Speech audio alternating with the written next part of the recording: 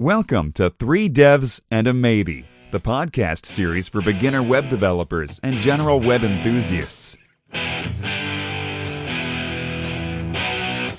Now, introducing your show hosts, Michael Budd, Fraser Hart, Lewis Gaines, and Ed Mann. Welcome to Three Devs and a Baby podcast. We are joined by some very special guests this week. We have Jacques and Ben Ramsey, who are the creators of virtPHP. So thank you guys very much for joining us this week. How are you doing? Thanks for having us. Thank you. We're doing fine. Or I'm doing fine. I can't speak for Jacques. You're doing fine. You're at a conference. So. Yeah, I'd like to ask you all about that conference in a minute. That'd be cool to find out what you've been hearing all about. But yeah, and as well as our special guests, I've got the usual, the very interesting Fraser Hart. Hello. And the charismatic Ed Mann. Yo, yo, yo. How are you guys doing? Not bad. I'm all good. You need to associate with names, you know? How's X doing? I always have to mention it. Yeah, I always get confused. But yeah. So yeah, we'll go around the room then and just see how you guys are doing. But let's start with Ed Mann because Fraser's still putting down his curry. Yeah. Ed, how's your week been? It's been good, yeah. Been pretty interesting. A lot of debugging. But isn't that like the fun bit of the job, you know? Spending like hours debugging. But so what's that for? This RMS system, this big project I'm working on at the moment. But yeah, not bad. And also trying to work out with a person I'm working with, trying to use unit testing and make, pimp unit testing because he doesn't really do it that well and he doesn't bother, and it's like trying to influence, like, it's a good idea, and because he's quite older, that sounds really bad, but it's like quite older, he's like 12, set in his ways. This will be a good question to go around, especially with our special guest at some point, to talk about the whole TDD debate that's been on the web recently. Yeah, didn't they wrap up session 3 of it? I swear. There's been 3 sessions. Yeah, right? There's been 3 sessions of it. It's really interesting. Okay.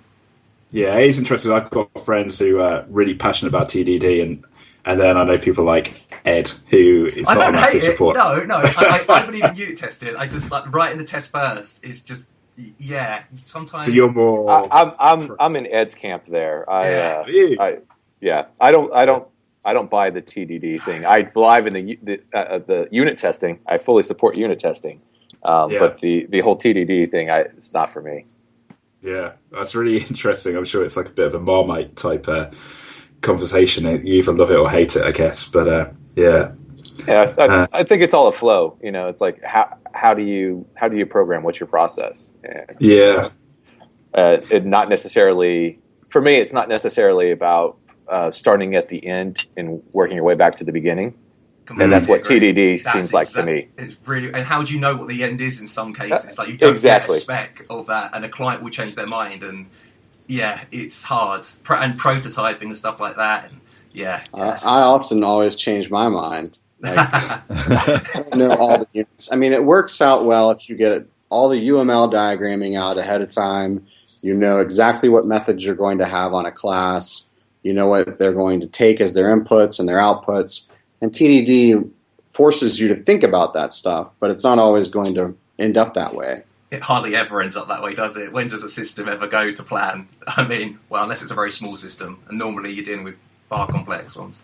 I've got to be honest, like I am a real hypocrite. I mean, I will preach about TDD, and then I don't really use it a lot in real life. But if I'm pair programming with my good friend Nick McDowell, he will always use TDD. And I really do respect that. And he's very, very efficient in the way that he goes about something. Every time I see it, I think that is the way forward. But then I think, again, it sounds stupid, but if I'm programming in Java, I will use TDD. But if I'm programming in PHP, I don't, which I can't really explain why. But, it's a hacky language, isn't it? I'm joking. Well, that was going to be my answer, but I won't say that. But yeah. How dare you? Yeah. What about you, Fraser? Have you any kind of preference? Not particularly, to be honest. Like, I think I've mentioned a few times, like testing and unit testing, all that kind of stuff is one of my many Achilles heels. I'm like pretty much made out of Achilles heels by the sounds of things. But I've not done any formal testing. If I'm deadly honest with you, it's something that I do want to get my foot in the door with.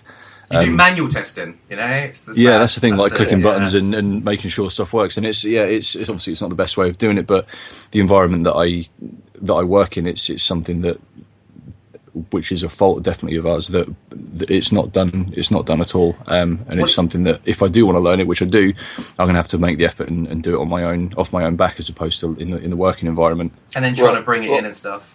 That's the thing, yeah. So Ed, let me ask you: do you do a lot of refactoring at your job, or do you just kind of like get done and you guys move on to the next? Yeah, thing? that's I try and do as much refactoring as possible, because it's obviously, you know, as you write code and stuff, it never comes out exactly as clean as you want it, and I'd love to be able to spend the time refactoring everything so it's perfect.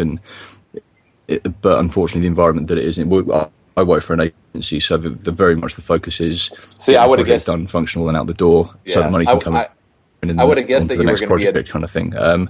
it's I would have guessed that you were going to be in an agency, because I find that unit testing is you get the most benefits out of it when you're retouching the same parts of the code base over and over. And when in an agency situation, it's my experience in an agency situation was like you get the product done, you get it shipped, and then you forget about it.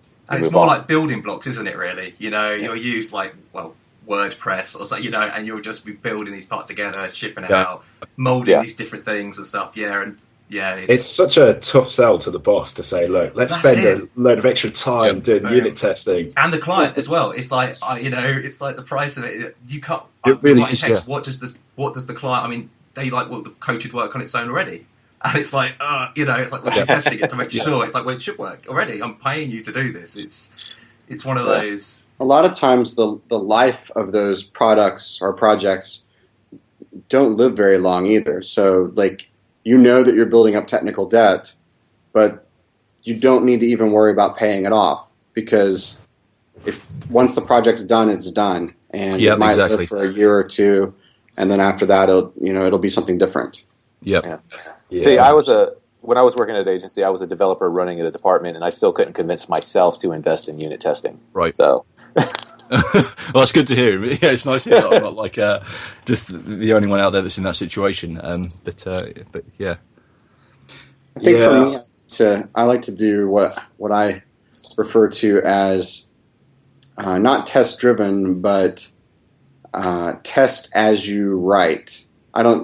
There's not like a phrase for it. I don't have a good catchphrase, but as I write the code, I will go write the test. Or maybe I'll finish writing one piece of code, then go write the test for it, and make sure that it passes, and then I'll continue going.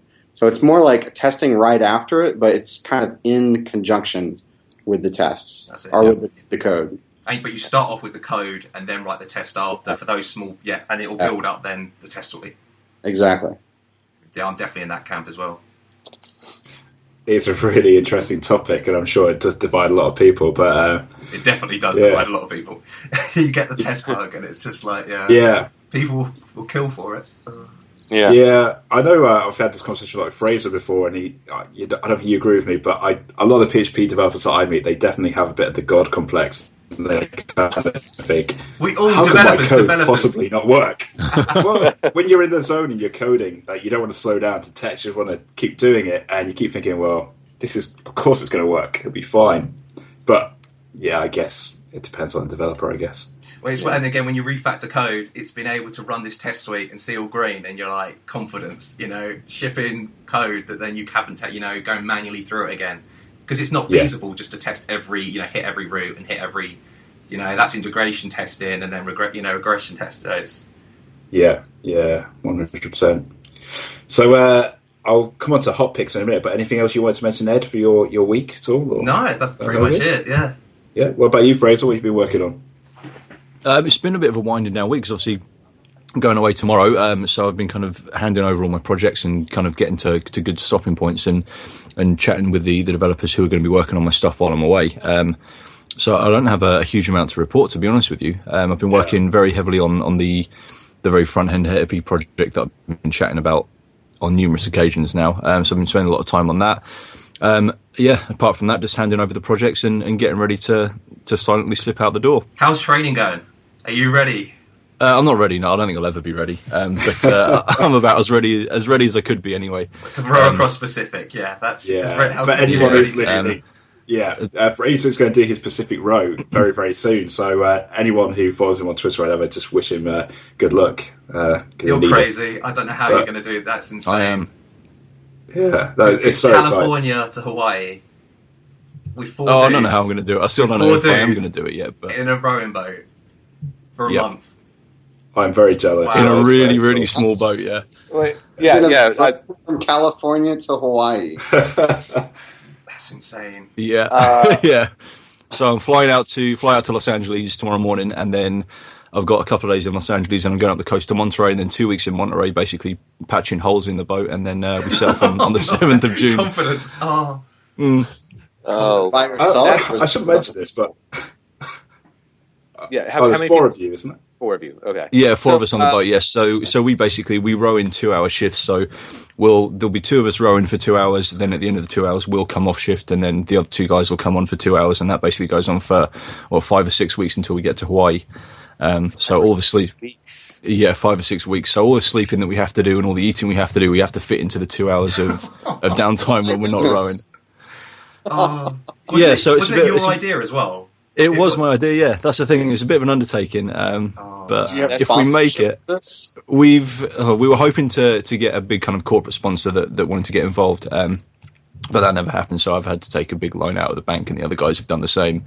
We've been given we have got a few good sponsors, like a company called Aquapac's giving us free waterproof bags, and a company called Sealskin's giving us gloves and hats and kind of like necessities that we need. But in terms of getting cash sponsorship, we've had none. So we've had to basically bankrupt ourselves. So there was a woman who did it by herself. Ros Savage, the English lady, is it? Yeah. I got to meet her actually about is that 5 right? years ago. Yeah. Oh, no way. It was a pretty interesting story. I think with her water purifier went out on her during the trip. Yeah, because she tried it twice. I think she failed on the first attempt, and then she went and did it again. But she's actually like a race consultant for the race that I'm doing. So she's going to be out in California. So I'll get to meet her in a couple of weeks. Oh, that's great. Yeah, I'll be like, so remember Jacques? And she'll be like, no. I remember his beard. It was a really good beard. I did have a beard, so maybe she was a very interesting person to talk with. It was fascinating, the stories and stuff. But she did it by herself, and which was.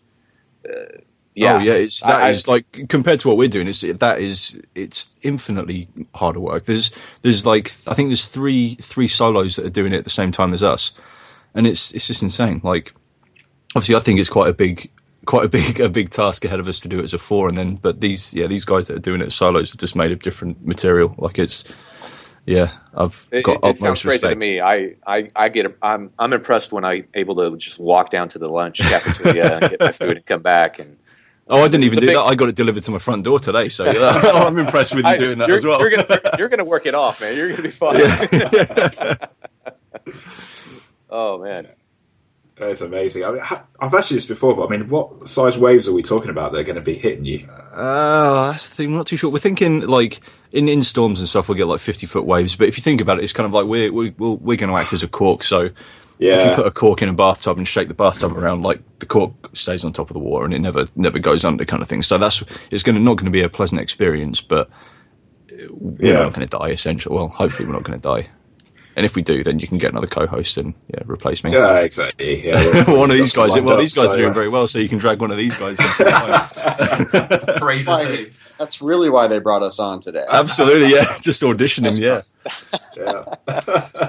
I got to put my A game in. All the very best, man. Wish you all the best luck. So. Yeah.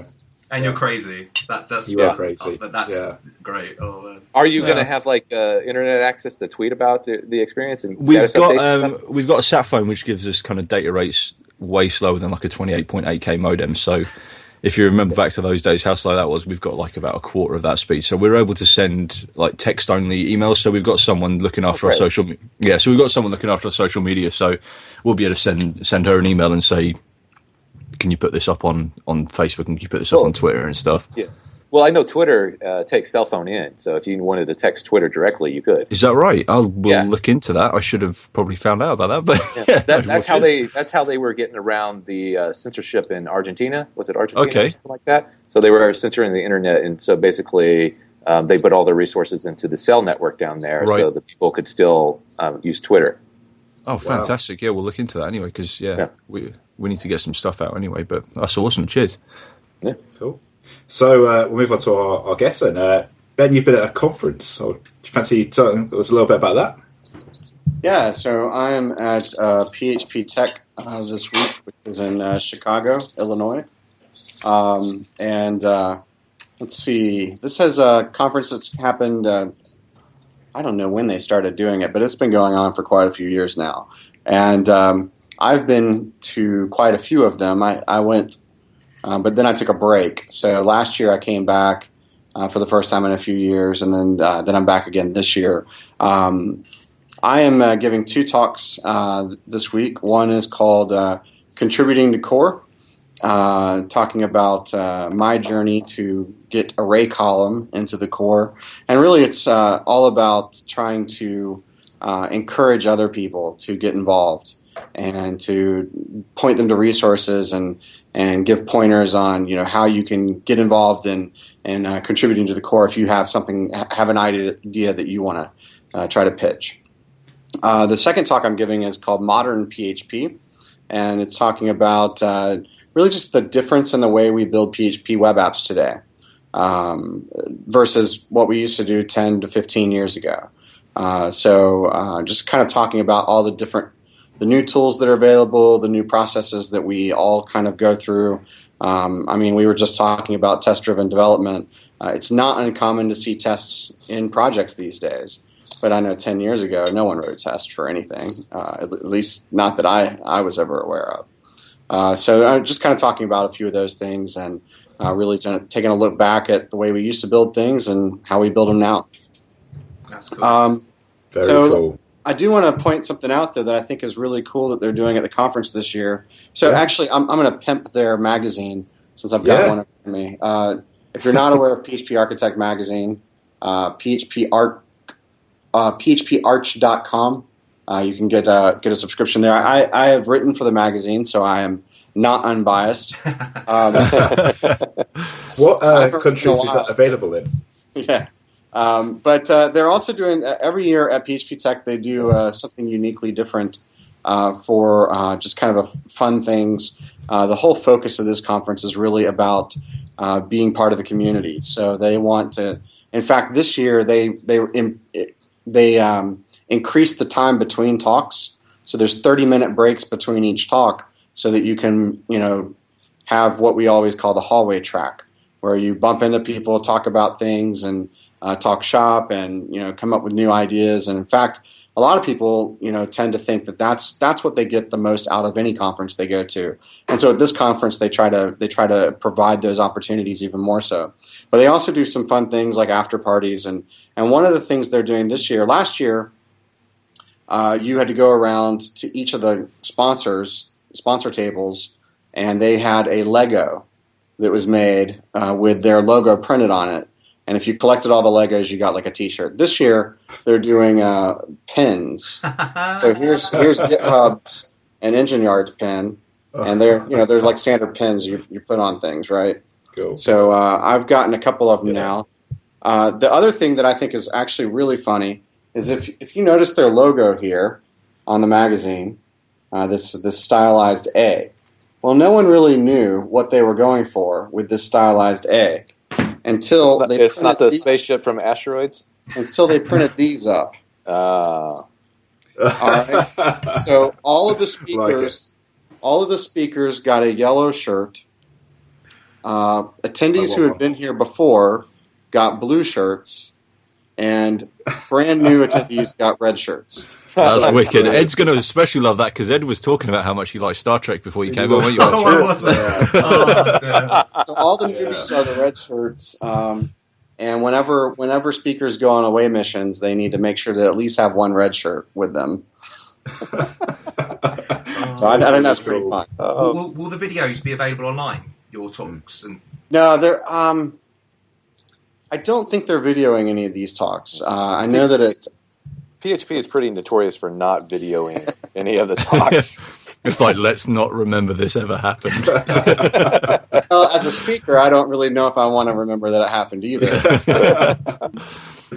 Because I like to say stupid things. But I think that part of it is really all about... I think that there are business things that have to be considered when you video and provide that video later. One of them is, does that reduce the incentive to come to the conference? So, like, it's one thing to video and provide that video to the attendees who were there, which I think would be a good thing. But if you provide it for others to see, especially in its entirety or all of the videos, then that kind of, a lot of people just wouldn't come to the conference. And so, as I was saying a minute ago, the whole, like, the biggest benefit of the conference is the social interaction you get and the networking, and so that you would be missing out on quite a bit if you didn't attend. Can I ask you a couple of quick questions actually on that? This first one's a real probably noob question, but the magazine you were just talking about, is that available in most countries, or is it pretty limited? Yeah. You can get a digital copy too, even if they. Okay. I don't know if they ship it everywhere. They just started doing the print version again. This magazine's been going on for over 10 years, maybe 12 years now. And I'm just looking through it. They went all digital for a few years. 2002, so they've been going on 12 years. But just like last year, they went back to print. So you can buy print and digital, and you can get it in a variety of formats. So they've got EPUB and Kindle and some other PDF and other formats. That is very cool. I will probably switch to that.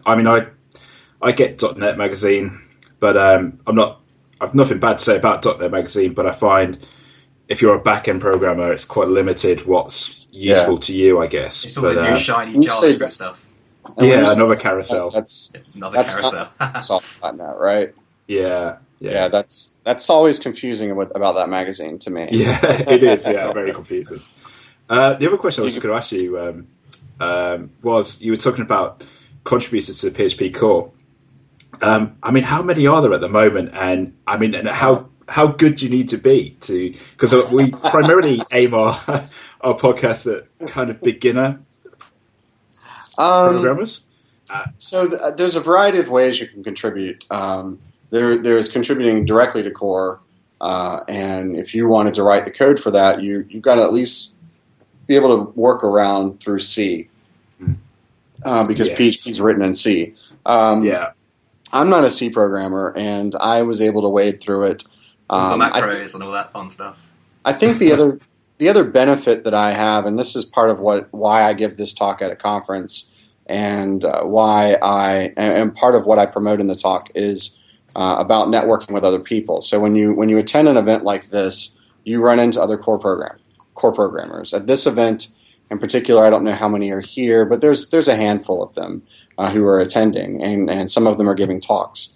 And so when you put yourself in places like this and you kind of get to know some of the core developers, or at least get to know people who've been around in the community for many years, building those relationships, I think, is critical to kind of getting your voice heard in a place like the internals group. And that's not always the case. And the internals group is notorious for having you down. having some problems on there. And so I'm not going to get into all that, but sure, there's a lot of passionate people. So when a lot of passionate people are together and they all have different varying opinions on how things should be, then you get heated arguments and that sort of thing. Which can be good, can be constructive, I guess. It could be, but sometimes you just got to step back from it, right? And, and learn not to take it personally, and especially don't respond to someone while you're in kind of that state of being heated up. Calm down, think about it. Mickey, you could learn from this, couldn't you? I could definitely learn from this too. It's more fun when you don't know. I've matured since I hit 30. I think that's been a definite... Well, it's a kid on the way, isn't it? It's like I've got a kid on the way, I've got to grow up. Yeah, definitely. Hormonal change. But I think to answer your question, though, I mean, how good do you have to be? I mean, I don't think you have to be like a rocket scientist. Well, you don't have to be a rock star, term I hate, but you don't really have to be a rock star. You don't have to be a ninja. You've just got to be able to. I think the important thing is implementing something and putting it out there. And so there's a process you go through too. Before you might even do this process before you ever write any code, just to make sure that it's worth your time to try to write the code. Or you might do it the other way around and say, I want to try this out, and I'm going to write this code, and then I'll submit it for inclusion. But the process is to create an RFC on the PHP wiki, which is at wiki.php.net. And before you can create the RFC, you have to get you can sign up for an account, but you have to get Karma in order to create a page on there. So you then go kind of to the internals mailing list and kind of state your intentions, and someone would grant you Karma to create the RFC. And then you create the RFC. There's a format. There's the template for it. And then beyond that, if it looks like it's a feature that people are wanting, and there's some good interest in it, even if it's just a couple of people interested, then you might be able to find someone who can help you implement it. If you're not very comfortable with it, you might implement it yourself, or if someone else on the mailing list is just says, I think that's a great idea, I'll help you do that. That's kind of where you go from there. That's why I talked about building relationships is really important, because with those relationships, you might know someone who can help you, either help support you, by granting you access to the wiki, for example. They might help support you by even giving you pointers, reading your code, or even rewriting your code. And in a lot of my case, what happened was my code got committed as is, and then came back in and got completely rewritten. I think most of the code that was in there that I wrote is no longer you could no longer tell that I had written it. Yeah, someone else overwrote it. Did that hurt? It was like, oh no, my code. For the better, though. I think did they take all credit for it as well, or do you still have the credit on there? I still have the credit. Sarah Goldman went in and rewrote a lot of it, but one of the reasons for that was because she abstracted things away so that it works better. And some of the functionality can now be used by other methods in PHP as well, and that's why she abstracted it that way. But also, she wanted to put it into HHVM at the same time. That's cool. So before it was ever in a general availability release, HHVM had the code in it as well. So I've got one last question. Sorry, I'm hogging the mic here, but I just want to ask one last question, which is on that note, really, for any budding listeners who really want to contribute, is there any hole in PHP's core that you think needs to be filled? And this for Jacques as well, really. Anything you think could be a really good contribution to the PHP core? Oh. Sorry, I really put you on the spot there.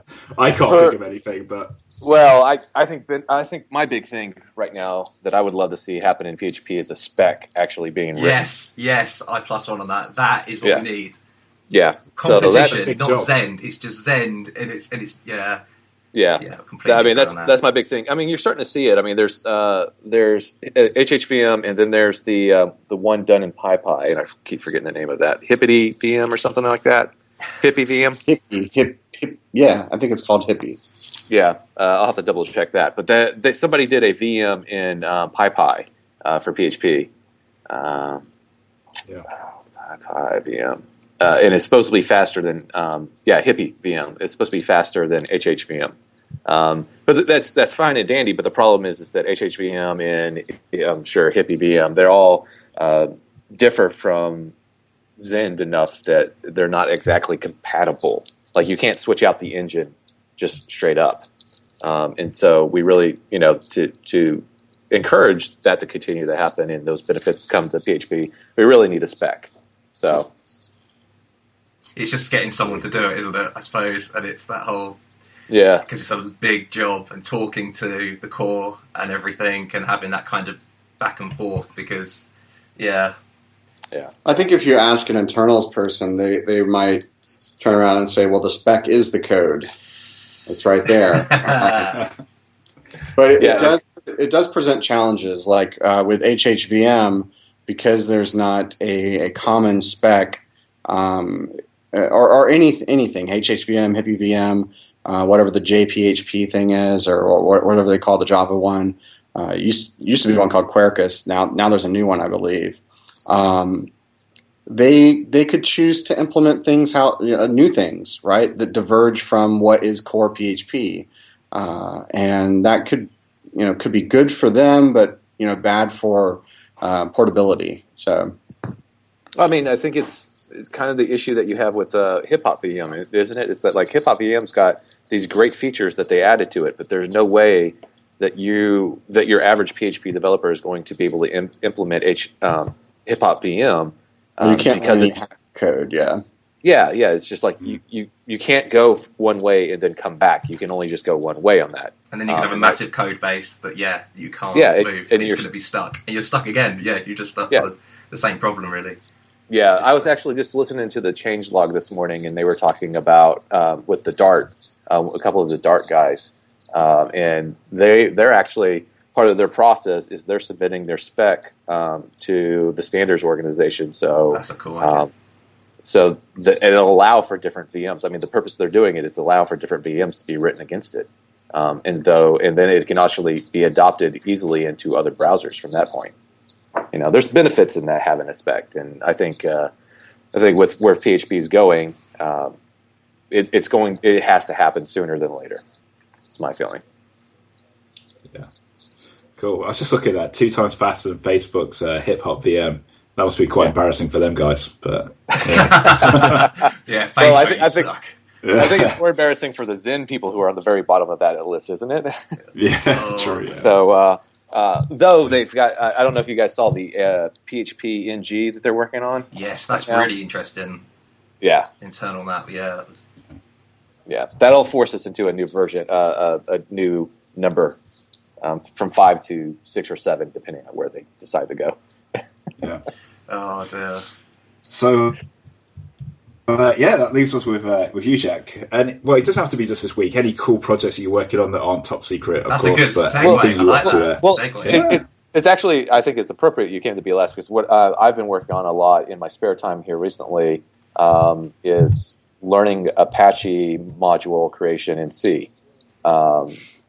So wow. I've just got an initial module done. It's got some tweaking I got to do to it. So I'm actually building a module that allows you to build a choose your adventure game with your vhost configurations. Wow! So that's how I'm spending. How hard is that? The hardest part about it was there's a great article, and I'm going to do a blog post on this sooner than later. But there's a great article that outlines how to do a basic Apache modules and setting up your hooks and your responses and getting the request in and out.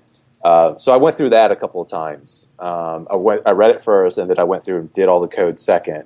And then the hardest part really is learning C. Because I'm not I don't come from a world where there's a static language, right? All my languages have been dynamic. I've done ActionScript, PHP, Cold Fusion, JavaScript, Python. None of them static, and so that whole world's completely new to me.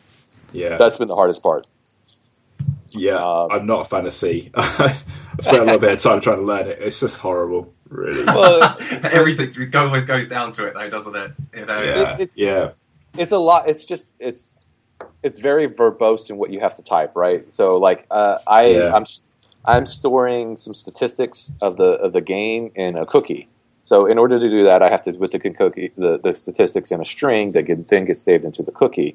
But to modify things, I have to read that cookie in. I have to split it, and then I have to convert those strings over to an integer. Then I perform some math on it. Then I convert it back to a string, and then I concatenate it again, and then I save it back to the cookie.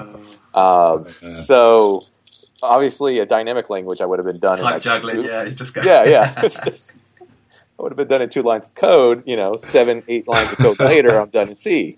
It's just so it's a new way of thinking, and that's what I'm liking about it. It's challenging me as a developer. So, what's like the testing thing, like, and also in the core as well, like is there a unit testing style thing in C, or is it more actually and PHP has a full suite of unit tests in the written in C. So the thing about PHP is it's primarily C, but there's some C++ in it as well. So they've somehow hooked that up in certain areas. I did not know that.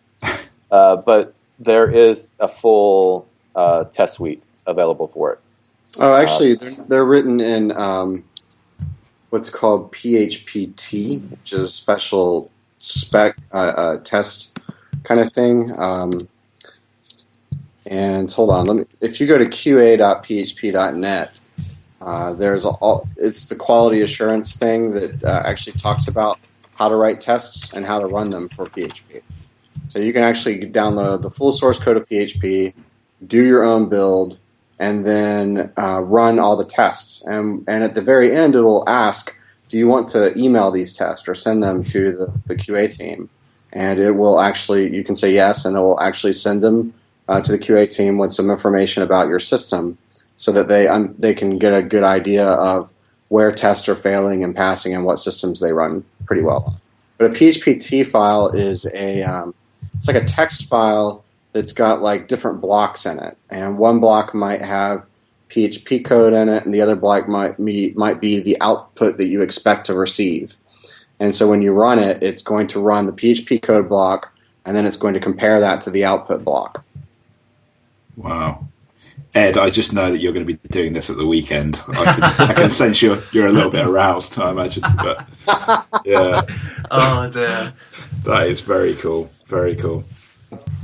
Cool. Sorry, Michael, how's your week been?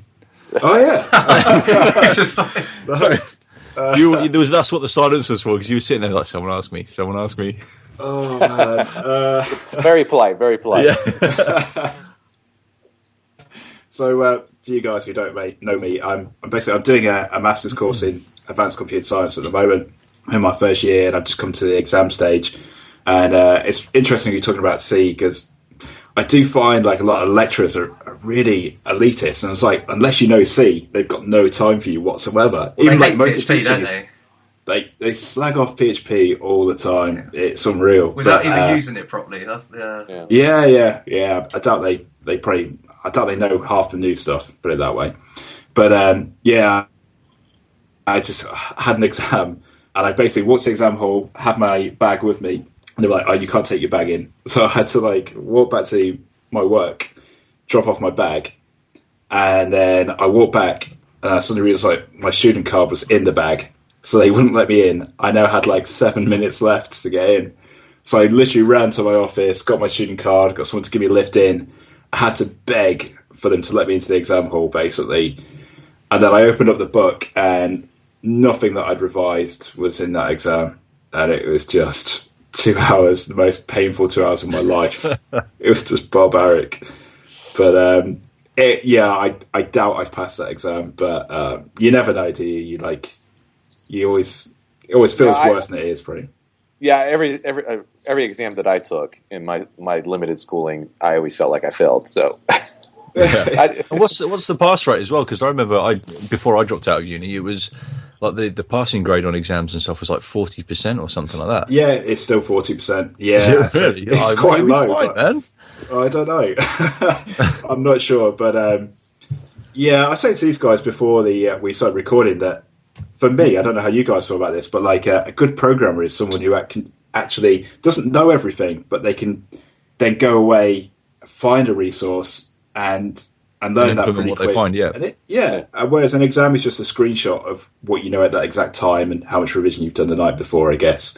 Yeah. So it's been a pretty hard week, to be honest with you. But one exam left. So concurrency and parallelism done, and I've got intelligent systems left. So I just got to crack on with that now. But it was a bit of a that's the breeze. Oh, no. Yeah, that's it. But so other than that, work's been pretty good. So I guess this leaves us with our hot picks and tweet of the week section. So I don't know, should we go, Ed?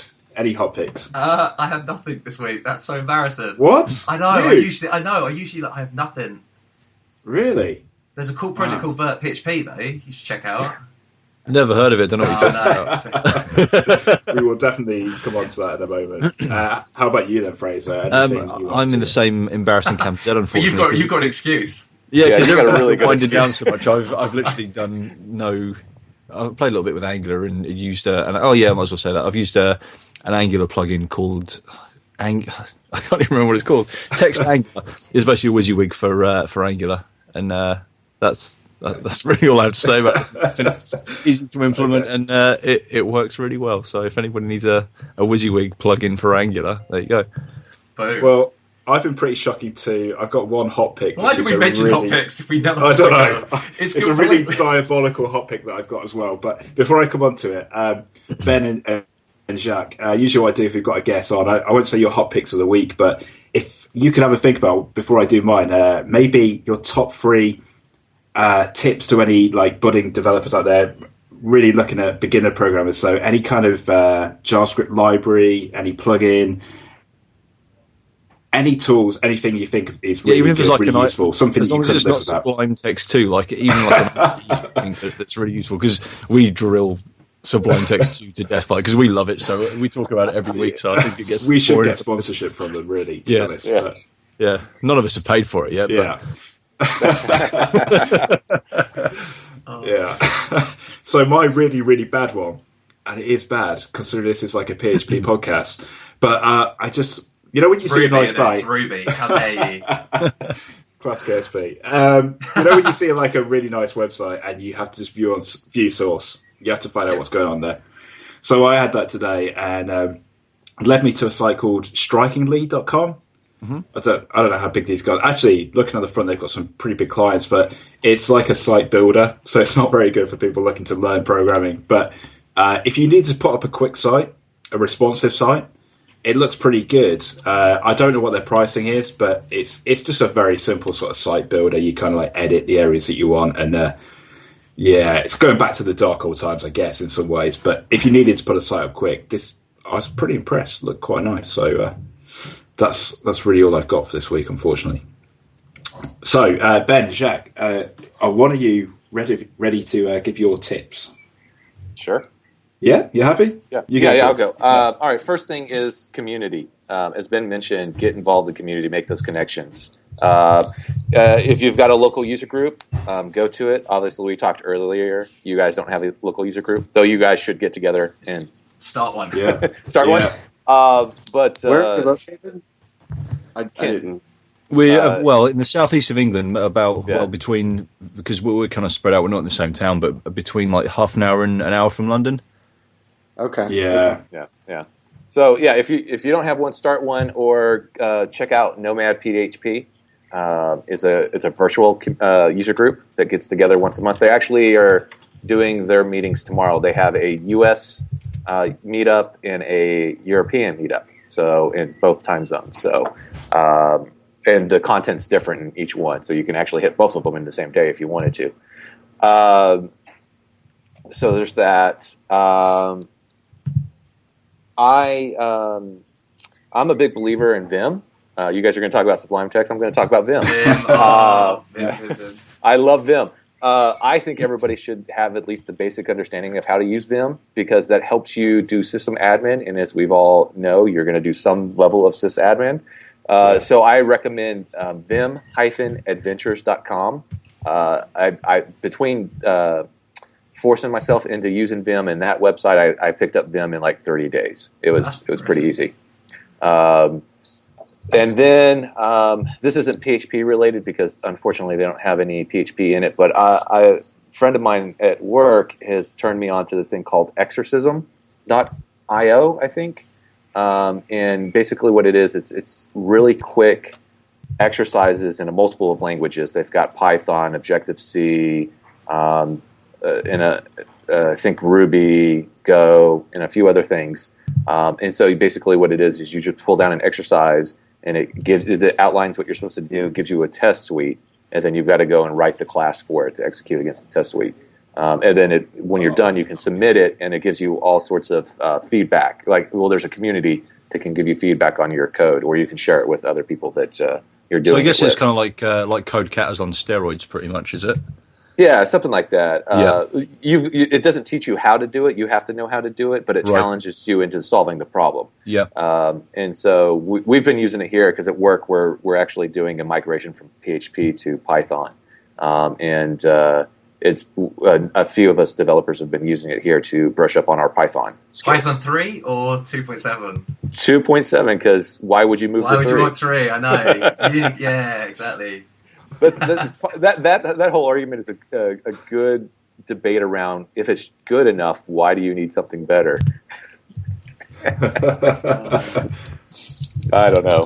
I tease all my Python's friends about that because it's been 5 years? Yeah, it is. When is there a changeover? Hasn't he postponed the change, to say that they're going to stop, or they're going to have to keep pretty much two different versions of the language going? I think they're going to have to keep 2 versions of the language going. From my understanding, completely screwed up. They're right. I mean, at least PHP hasn't done that.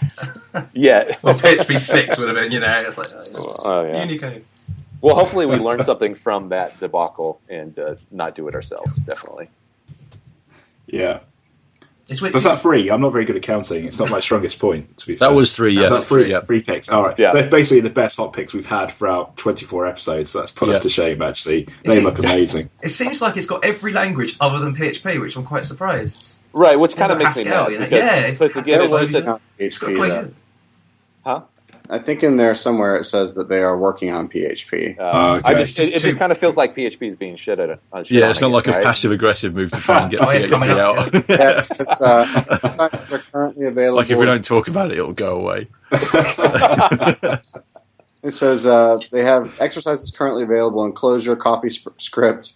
I don't know why. Why would you want code? C-sharp. I don't get the CoffeeScript thing at all. Oh, it should die. I'm joking. But, yeah. No, it should. Pascal, JavaScript, Objective-C, OCaml. It's got OCaml, not PHP yet. Python, Ruby, and Scala. But coming up, they'll have Java, Rust, Erlang, PHP, and Common Lisp. There you go.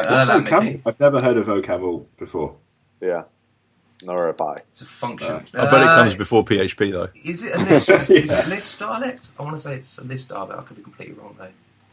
I think it might be. Yeah. Seems like. Yeah, because why would you want to put a tool out to help people learn what runs 70% of the internet?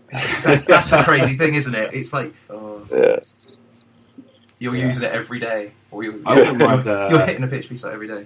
I wouldn't mind learning a bit of C#, to be honest. I know Ed always says it's just like Java, but it's better Java, isn't it? Actually. Ooh, I'm learning Microsoft Stack. Benny, are you happy to give a couple? Well, let's see. I was on the spot, and I was going to try to say exorcism, but I figured... That's why I got in there first. That one. I think the thing that, going back to kind of more of a PHP one, I think the one, maybe you've mentioned this on the podcast before, but there's phptherightway.com. Yeah. Okay. That's very good. All right. That's very cool. Yeah, that is very good. Yeah. I think that's really good. Yeah. W3 Schools. That's another one.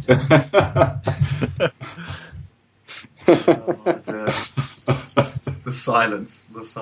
Yeah, I was going to try to come back with something witty on that, but I don't think of anything wittier. I think PHP the Right Way is really good for just kind of learning some basics and learning about some of the paradigms in PHP programming and getting some stuff set up.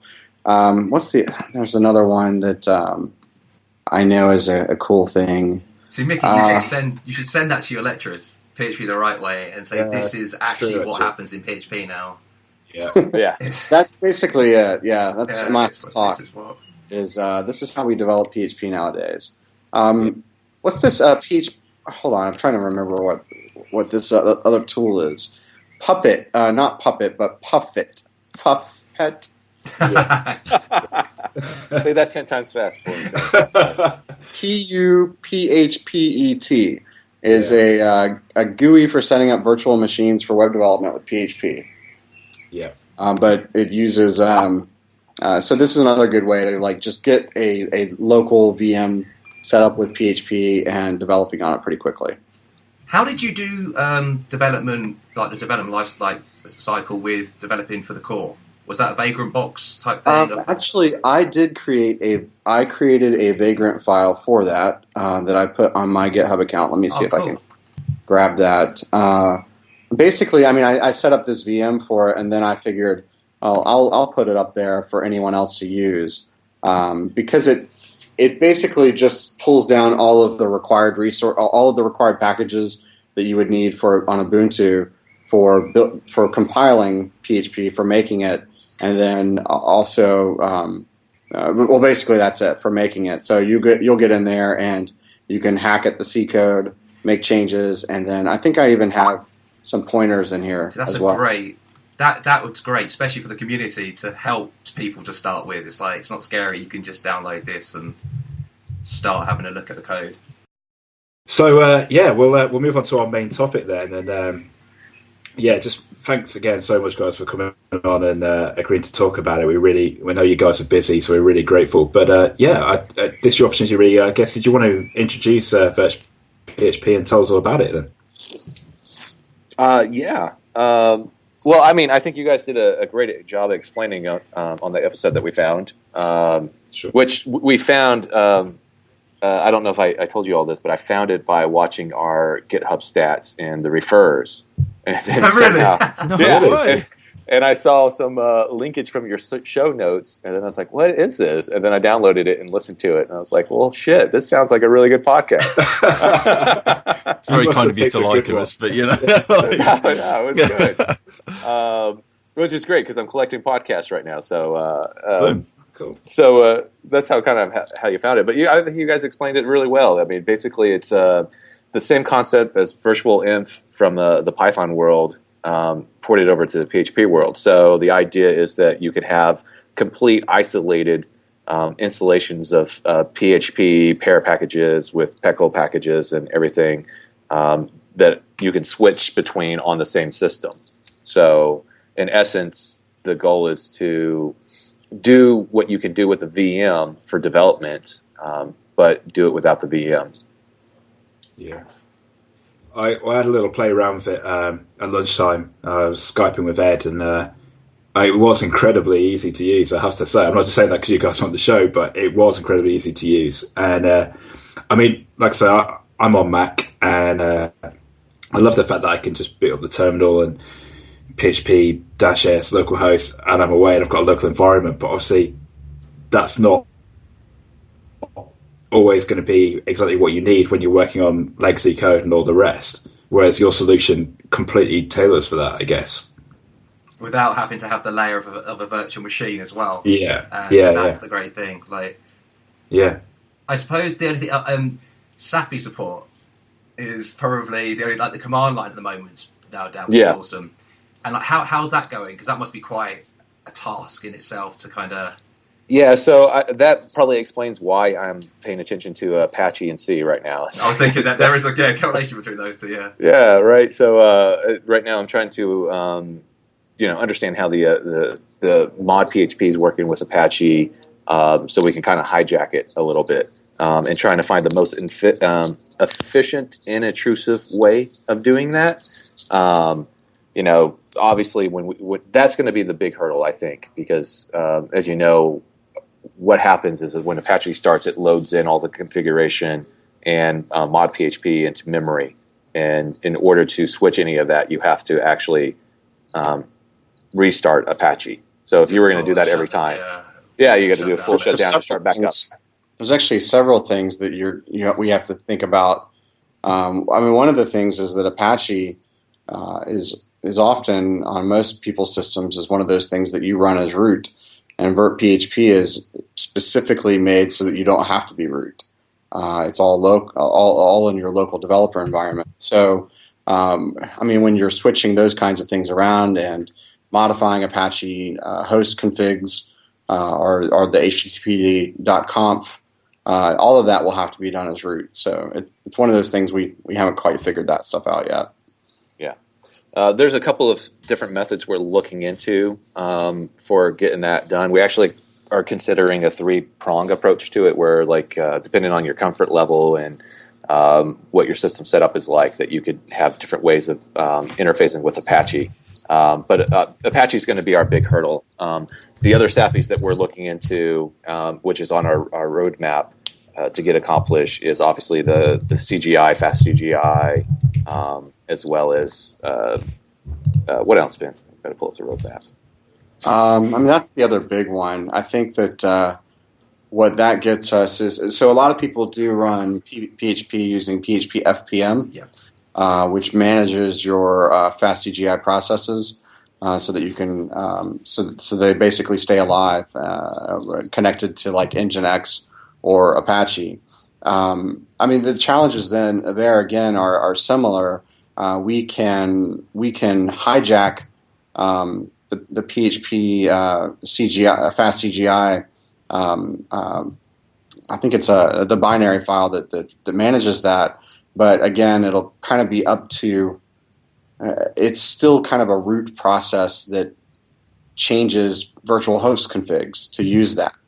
And I just don't really have an idea of what that looks like right now, of how we would change that. So it's something we're still thinking about. What did you get the list up in front of you? Because I don't have that. Yeah. I mean, according to our roadmap, which is obviously where we keep our brain. For Linux, we want to support Apache, CGI, the command line interface, which is obviously done, the built-in web server, which is obviously done. We want to look at FPM, obviously, and then IS API, which there's some potential there that we're evaluating. And then we want to look at the PHP DB SAPI to see if there's anything that we need to tap to in that particular instance as well. I'm not sure if you all are familiar with what that is, but it's a new debugging SAPI that's supposed to be better than Xdebug. I think a British guy from around where we live actually built it. I think Joe Watkins or something. I think something like that. Something like that. Yeah. I think his accent's a little thicker than y'all. But I listened to a PHP town hall with him on it. And it was kind of hard to get it all. But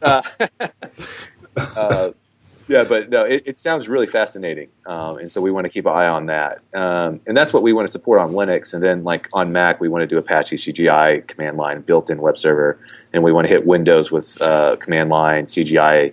IIS. I'm joking. Maybe IIS, but so many headaches that we have to deal with. And personally, another reason that I really want to see a spec happen is that I really want to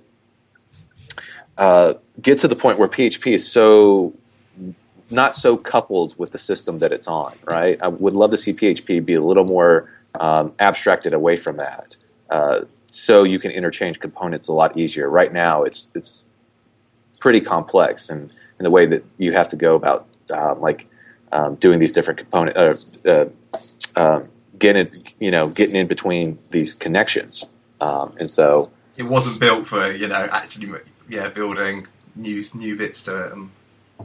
Exactly. Well, people are so used to it being at the system level, and when you install a pair package or a PECL package, it's not uncommon just to think, I'll use sudo to do that, right? And I think a lot of people are trying to make the move away from encouraging people to use root access to do a bunch of stuff. So we see this in a lot of the other programming communities. Python's been really good about it with virtualenv. The Ruby community has RVM and RVM to help manage local installations of gems and that kind of stuff. Node, there's still a common practice to install some NPM modules globally, but for the most part, a lot of people are installing them locally with the project. Composer is helping us in the PHP community move away from that global mindset, even though Composer has some global support. But the idea of having your packages or your dependencies as defined by a project, and then just putting them into the scope of the project folder. But we still don't have kind of the full environment around that, and that's what virtPHP brings to this, and I'm hoping that it'll help us kind of get people out of that mindset of having to install things in the system and the root, and use root access to do things. And breaking other projects, and like overriding using a new version, especially major releases of it from 3 to 4 or something like that, and But there are still really big things that PHP ties into really well, like Apache. Yeah. Right. And these other programming languages, they have their own kind of web servers that have been written and don't have to run at root level. And Apache doesn't have to either, but I don't think I want to try to support installing a custom Apache as part of this project as well. It's a bit of an undertaking there. Yeah. So ideally, our hope is that we can get into the most of the SAPIs and act as that kind of go-between where the request is going in and where it's getting processed. Obviously, one of the cool things that you can do with virtPHP is that you can point it to individual binaries of PHP versions. That's very cool. Testing. Yeah. Yeah. So if you got a test suite that you need to run through, like would you say 5.1 to 5.5, you can just compile those different versions of PHP and then set up the different virtPHP environments to do that. That's a great. Yeah, that definitely is. Yeah. I got given the horrible task of upgrading all our servers from 5.3 to 5.4, and that was just a nightmare. For me, that seems like one of the biggest step-ups with PHP. There's just so many things that have been deprecated or...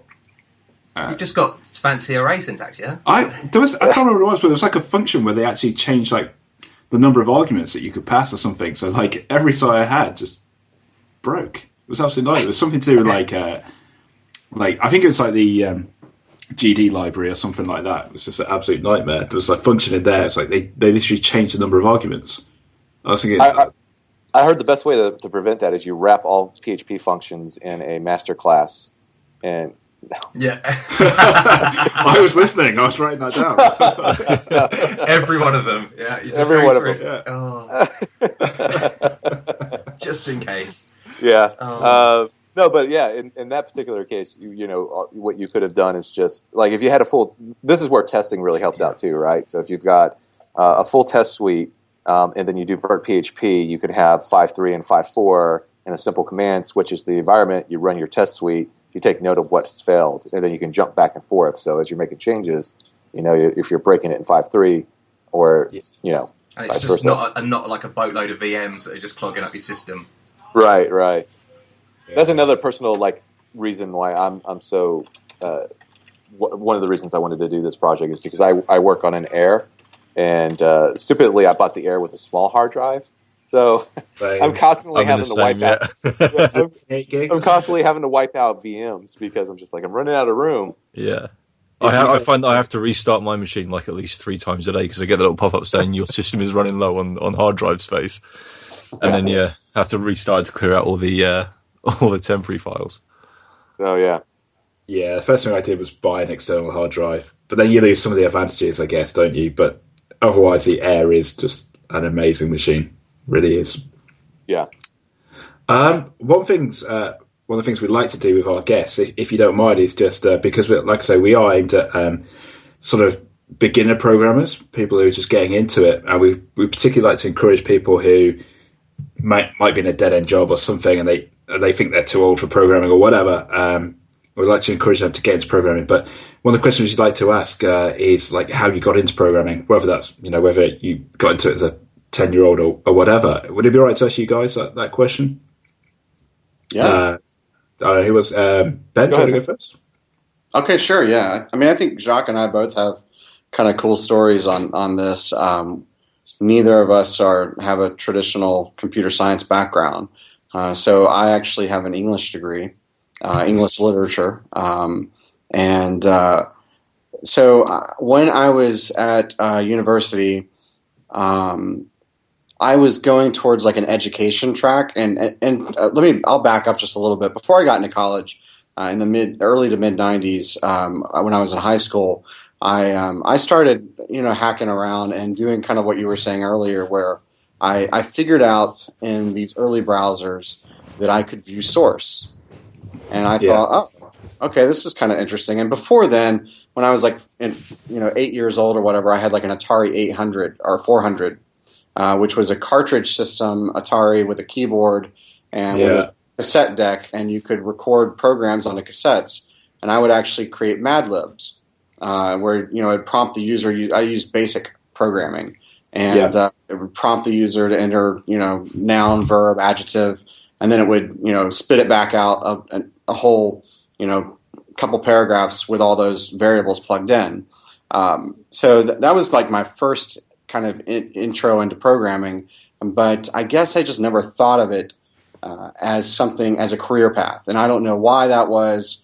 I could speculate all day, but I was stupid, I guess. I don't know. So I got into high school and I was doing I did web development. I did websites just by kind of picking around through existing source code on websites, figuring out what they did, what these tags did. Then that kind of led to JavaScript and CGI programs. Matt's Scripts Archive. I downloaded many a Perl CGI program from that. The form mail thing was like the most popular thing, but it also was a wide open relay, which was interesting. So yeah, just looking at a lot of different code and seeing what people were doing is how I grew as a programmer. And then when I got into college, I was still doing English education. I was nearly finished with my degree, and I had to take what we call student teaching here, which is when I don't know if they had the same thing in the UK. I'm sure they have a similar thing, but it's where you have like a semester or two where you go into an actual classroom with students and you're working with another teacher and you're assisting as a teacher. So you're learning you're getting hands-on training in a classroom to learn how to teach. But we don't have anything like that. I don't think have anything. No. So it's just part of the education program. But as in doing that, you have to, like, if you had a full-time job and you were going to classes, that takes up all your time now. So you cannot have a full-time job. So at the time, I was doing full-time web development for a small agency in the Atlanta, Georgia area, and my professor, who also did some web development on the side, said he just approached me one day, pulled me aside, and said, "You enjoy doing this stuff. It's something that you're really passionate about. I don't understand why you would quit this job to do student teaching. You can always come back and teach if this thing's not going to work out." This is the year 2000, so it was right around just before the bubble burst, and he's like, "Go into this industry. You're doing it. You enjoy doing it. Finish out your English degree, and you can always come back and get your teaching certification later." So that was probably the best advice I've ever been given by anyone, and I took that advice, and that's really, I continued in the industry, and that's how I got into it, and continued to this day. That is really interesting. I'm similar kind of story. I did history and politics degree. And but I didn't go into computer science degree because basically I had a careers advisor who said there'll be no jobs in IT. I was like, I mean, you can't believe it now, but they said it'll be such a swamped market, you'll never get a job. So I went for history and politics. But I was interested in politics, so I don't regret anything. But it's really interesting. In fact, the other guy that usually does a podcast with us, he's similar sort of route, and I think there's only really Ed who's got the computer science degree out of us, isn't there? So that's really cool. Thanks for sharing. In fact, I think it gives me some good grounding and has actually come in handy. So part of that, like I said, I write. I've written for magazines before, and I think that kind of helps lend itself well to my ability to document things and my ability to communicate. Yeah. I did try to go back. I thought at one point in time, I felt like I needed a master's. I had gone through, I was looking for a job, and I went to an interview, and it was a horrible interview in which they wanted to ask me all these computer science-y questions, and they wanted to focus on the fact that I didn't have a computer science degree. And I think they were just trying to break me down. I'm not quite sure what was. Yeah. So I left that really beat down and felt like I needed to have a degree. So I went back to try to do that. And then while I was in, this is around 2005, 2006, while I was in a class, one day the professor who was teaching us object-oriented programming, and they were using Java, we were doing these Java applets. We were creating clocks, applets. Yeah. And he made the statement that he felt that Java applets were the way of the future, and that all web development would be done in Java applets. And this is 2005, and I said, maybe if you said this 10 years ago, that would have been applicable. But at this point, I can't take you seriously anymore. So I quit the program and just felt like my experience was better than needing that program. Yeah, that's so interesting. I honestly feel like our sort of backgrounds are very similar in that respect. So yeah, very cool. Jacques, did you want to go for yours? My story is much less interesting than his. No, I don't think so. I was working at a sandwich shop. No, I actually went to college to learn how to draw. I barely made it through 2 years of having to draw pictures. So I went to school for graphic design. And I said I barely made it through 2 years because I was like so checked out by the end of it. I was fortunate that two semesters before I graduated, one of my professors came up to me and asked me and a couple other students to work for a web technology company, a web startup here in town. It was kind of like College Humor before there was decent internet. So we did everything in Real Player. We had I remember I used to download South Park episodes in Real Player format, because they were the smallest possible format that you could get a whole episode in. Exactly. They were like I don't know, like 20 pixels by 20 pixels or something. Yeah. It's ridiculous. So I was fortunate I got a job doing graphic design for this startup and actually web design. So I, on the job, had to learn how to do Flash animation and HTML design and basic HTML coding on the job. That was pretty fun. And then eventually I graduated, and this .com fell apart, quickly. It was around the bubble. We ramped up to 60 people, I think, in like 4 months, and then one day we all got pulled into a conference room and got let go. So that's my .bomb experience. And then from there, I just pretty much just going where goes. I pretty much go where the river takes me. Can I sound like a hippie any further? So I went from graphic design into interactive design, which is like the Flash animations. Did some director 3D animation, stuff like that. And then I went into interactive programming, and then I did traditional programming. And so I learned JavaScript, ActionScript, Lingo, Cold Fusion for my first back-end language, which at the time I was using it was actually a tagging language. So where you tagged all your HTML. That was fun. There wasn't actually any scripting in it until later. And then I got into PHP. And so in that travels, I pretty much just kept following the dots. And the dots, being learning those things, and at the same time also learning how to do like business development, account management, operations management, and then eventually ran a couple of web departments, and then started my own thing, and then got into the startups, and then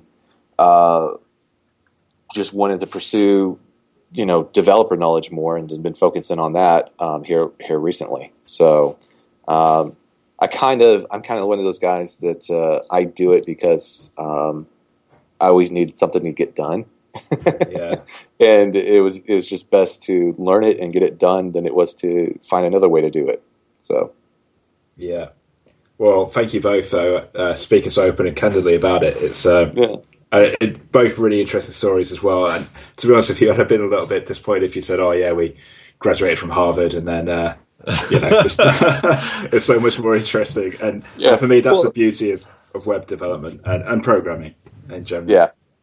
Well, I think that's the thing too, right? Is that it's so many people from so many different backgrounds get into it and find that they're really happy with it. And coming from a creative background, I've never been disappointed with not being challenged creatively through programming. It is a very creative process.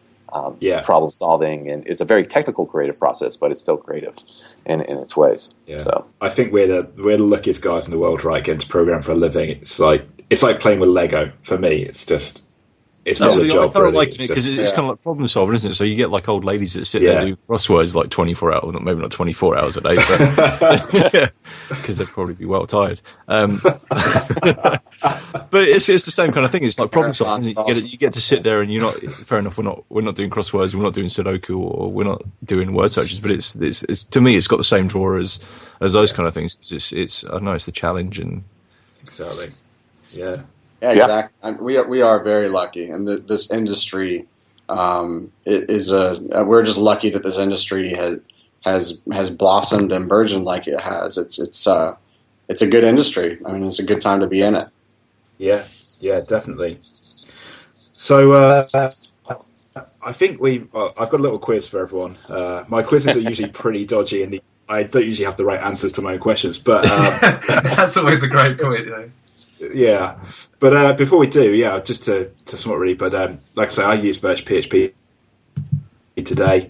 I'm an idiot, and I found it really easy to use, and it's really good. Check it out. Is there anything you guys wanted to plug? Anything that's in the pipeline, or are you happy with what you said about it? Or the big thing I want to plug is that we're looking for feedback and for the community to just talk with us. We're interested in pull requests. We want to find some more contributors to help make it something truly useful in the community. So, whatever somebody got time for, try it out. Let us know what doesn't work, what does work, or what modifications we can make, or send in a pull request.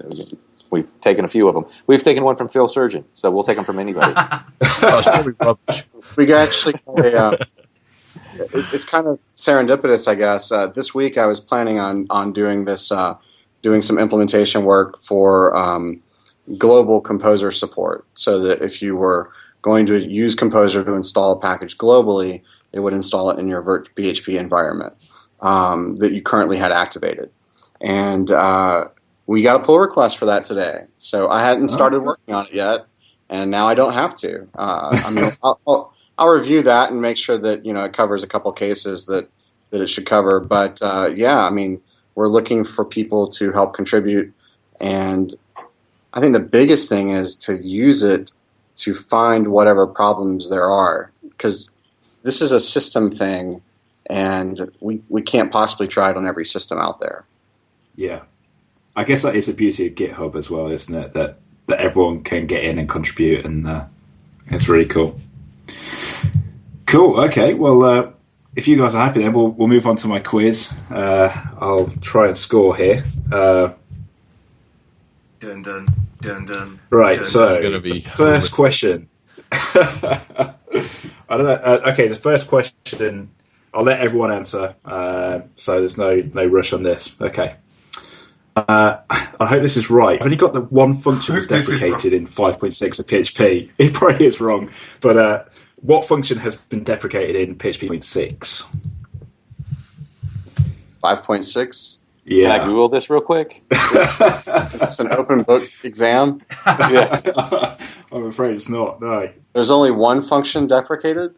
Well, that's what I saw. That doesn't sound right, does it? No, it doesn't sound right. My quizzes are pretty dodgy, so it's kind of like if you get the answers in my quiz, you get a point. Is it MySQL_real_escape string?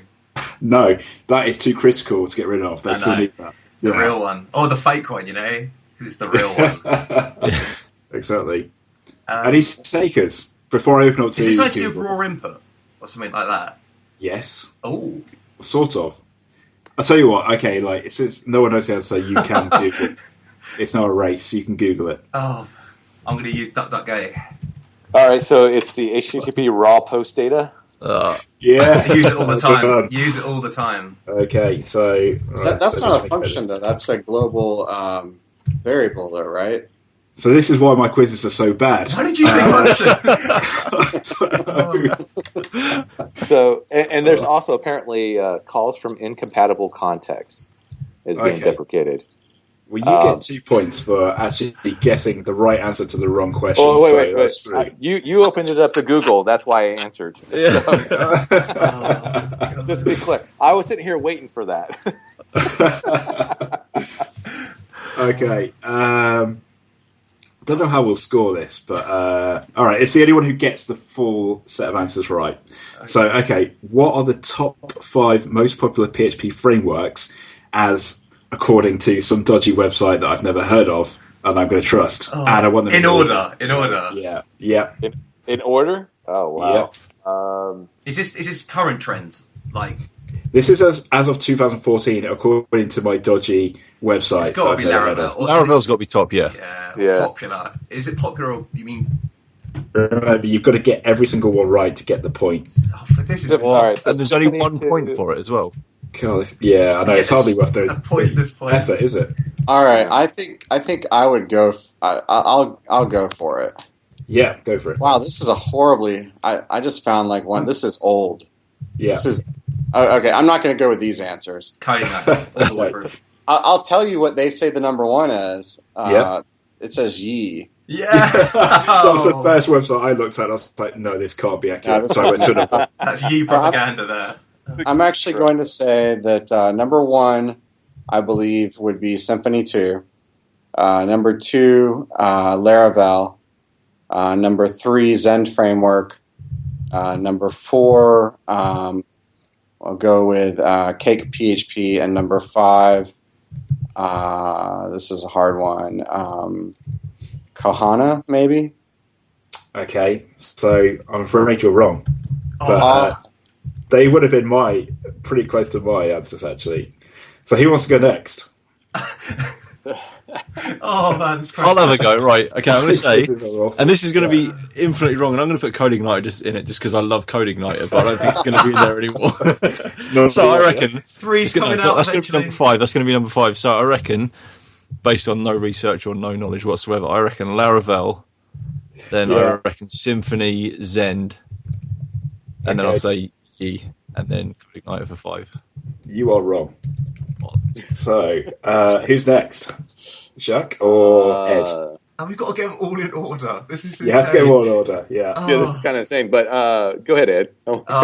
So I'm going to hit Laravel first, then Symfony, then Zend. I think that's pretty... I still want to say, this is popular, or current trending. I should have asked this a while ago. Does WordPress and Drupal count? No, they're not. Thank God. Okay. Yeah, WordPress is just there. There is one slightly contentious answer. Joomla framework. I'm going to go Joomla has framework. a framework. Yeah, I'm going to go Joomla framework, and then I'll go with WordPress as a platform. No, I'm joking. I have no idea, man. You're wrong. Anyway, so close. This is an awful quiz. Jacques? All right, I'm going to go Symfony 2, Zend, Laravel. It's a lot of Symfony. Yeah. Well, because no, I'm joking. Well, it's still I'm just going to do it off of the amount of developers I know who sure. using them. I mean, is Silex considered Symfony, or is that an independent one itself? Like Slim. I suppose that would be independent. Independent. All right. Well, then I'm going to redo mine. I'm going to go. I'll do Symfony, Zend. I'm going to do Silex ahead of Laravel because I think those guys are just loud. So I'll do Silex, Laravel, and then Slim. Okay, so again, wrong answer, I'm afraid. So what is the answer? Okay, all right. So I checked this via 2 different websites. And I'm guessing the second one probably took it from the first, but never mind. So according to these websites, the top one is, no surprise, is Laravel. Boom. Ed's favourite framework is Ye. Ye second? Surprise, actually. Yeah. Aren't they? They're doing a big move, aren't they? To composerify it all and everything, yeah. C, you all kind of went for this one, actually, Symfony. And D, which I do think is a little bit contentious, because I've read a little bit about it, but it's not strictly, I don't know, is Falcon. Vulkan PHP is the boat. Oh, is this trend? Oh, I suppose it is trendy, isn't it? What is this list? Where is the list? Have you got the link? Is it on michaelbudd.com? PHP trending. I don't know. It was two different websites. But then the last one was Code Igniter. Oh, boom! I got that for 5. You did, actually. I'm going to give Fraser half a point because... thanks, man. Falcon, the fastest PHP framework. Yeah. Yeah. It's the next one I want to play with. Not usage, I guess. Yeah, I guess. Falcon is a web framework implemented as a C extension offering high performance and low resource consumption. Exactly, yeah. I just read about it in the .NET magazine, actually. It looks really good. It's a lovely website. Is that the one with the really crap picture of the bird on a log? It sounds about right, yeah. Well, it's a Falcon. Yeah. Falcon, I see. It's a C extension. Yep. Yes. So it doesn't. That's why I say it's a little bit contentious, I guess. But, yeah, well, there we go. So this one's a little bit easier, you'll be pleased to know. But the answer, again, could be completely wrong. What line PHP source is... No. It is taken from Wikipedia, which is never wrong. And if I hear any typing, I'll be a dead cert giveaway. But what year did Rasmus first make PHP? Well, do you mean when did he make it, or when did he make it available? That's a good question. I'm going to say, when did he make it available? I'm going to say 1994. Okay. Anyone else? 95. But I think that may be a little bit... 93. Okay. I'm going to go July 23rd, 1994. That is shot in the dark, mate. Just a shot in the dark. Just a stab. Throwing it out there. Yeah. I like it. Random guess. Okay. So Ben, you get a point, and Jack, you get a point as well. What was it? So it was 94. I didn't have the exact date. I had 1994. So that's when. What is? I'll look it up. I think it's when the PHP. What is it called? Personal homepage tools. Yeah, that's right. Yeah. PHP/FI 2.0 came out in like 1995 or 96. That's exactly what I've got here. Yeah. Okay, so question number 4. This is another really dodgy question. Okay. Until PHP 5.6, no uploads of blank were accepted. What was the max amount before that it wouldn't accept? Did that make any sense whatsoever? Is it like... Read the question again. Okay, so up until PHP 5.6, no uploads of a certain amount or over a certain amount were accepted. Well, they were just chucked out. Like that was... Yeah, they were rejected. Even you couldn't configure it to WoW. Maybe, I don't know if you... is this pre-configuration or post-configuration? From what I read, this was regardless of configuration, you couldn't. It was actually part... Wow. It said you couldn't go over this amount. But let's just say pre-configuration. If the amount is over 2 megabytes, then it's post-configuration. Okay. Anyone else? If it's about something ridiculously big, because people would be screaming if, 512 maybe? 512 megabytes or something like that. Sorry, I'm just thinking, the .ini file is always 2 megabytes, isn't it? Okay. Yeah. So, Ed, what you go for? 512 megabytes. Over that. Okay. It's 14 hours. I'm still trying to understand. So is this the configuration about file upload, like the default one? Yeah, so I think from what I read, this is even after you configured, there was a maximum limit on what it would accept, what you could upload. I'm going to go with, I'm actually going to go with 1 gig. Okay. I know I've hit this before, but I can't remember what it was. Okay, I'm just going to say Jacques' guess is very good, actually. It's a lot closer. I would go with the file system limit for a file, but I don't know what that is on any given system. Okay. I will say if Jacques was close, then I'm going to say 1.1 gig. 1.1 gig. I knew this was going to be the price of right. Yeah. I'm going to give the point to the closest, that is Fraser, and the answer was 2 gigabytes. So was it just a bug then that had never been addressed, or I don't know. This was why? my 10-minute preparation quiz before the show. But, it doesn't show it's 10-minute preparation, though. It seems like you spend a lot of time. Thank you. You're too kind. You literally are too kind. Okay, so question number 5. Okay, what improvement was made to, again, it's another PHP 5.6 question. What improvement was made to 5.6 with the zip library? Anyone can answer. It got better. How did you know? It actually works now. It's something to do with like the compression. Like you can, there's like constants for compression types or something. No, it's not the answer that I've got. Put it that way. Is it natively included without having to compile with it? Maybe, but it's not the answer I've got. It's not the. I don't have a clue. So I'll try and give a clue because I've never used the zip library, to be honest with you. But it's something that you could add in, but it's not something that was native to it. So I think you had to add in your own libraries for it. gzip? No. Does everyone give up? Yeah. Is it like a security thing? It is a security thing. Ooh. Passwords? Yes. Is it really? Yeah. Added set password. Really? Yeah. Apparently it wasn't native to that library, so you had to add in your own support for that if you wanted to do it. Wow. So there you go. That's insane. Set password. So that's one for Ed. Let me add up the scores here, gents. Is that it? Well, I've definitely That is it. That is. Oh, dear. That's pretty awful, wasn't it? How long did you take to do the quiz? Hours. Hours. It's hard as well. This should make all the noobs feel better that none of us actually know any of these answers.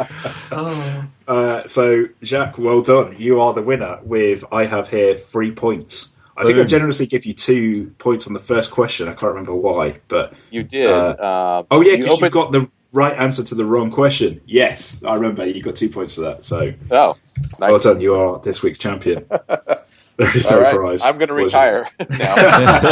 That's it. Exactly.